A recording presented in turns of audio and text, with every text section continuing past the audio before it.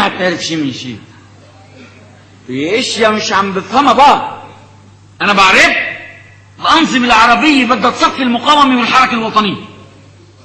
جينا نحن والمقاومه على الاساس في خندق واحد، قلنا للعالم كله بدنا سلاح لنقاتلهم.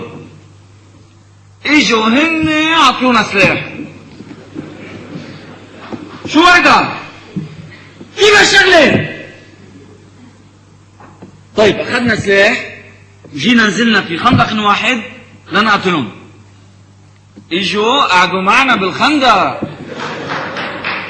والكلاه طلعوا من الخندق قال نحن معكم.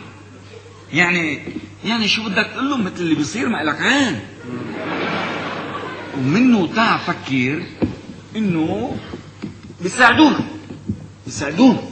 ايه بالضبط بالضبط.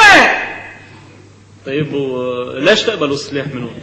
بدنا نقوص عليهم. كيف بدنا نقوص الجماهير؟ دكتور نحن قايلين انه نحن مع عروبة لبنان بفرد خندق مع العرب. ها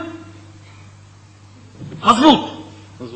ونحن قايلين انه العرب بفرد خندق مع اليمين اللبناني. ها مظبوط. كيف بدها تزبط هيدي؟ قلنا بفرد خندق يعني.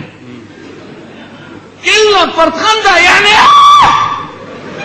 شو الخندق هيدا؟ كلهم متفقين مع بعض. لا شو تبين؟ صار انا حاطط 10,000 شيء. رؤيا شو تبين؟ رؤيا. احنا ما بنتفق، احنا والرجعيه راجعين مع اسرائيل. اسرائيل معنا بفرد خندق. ما بيصير. بعد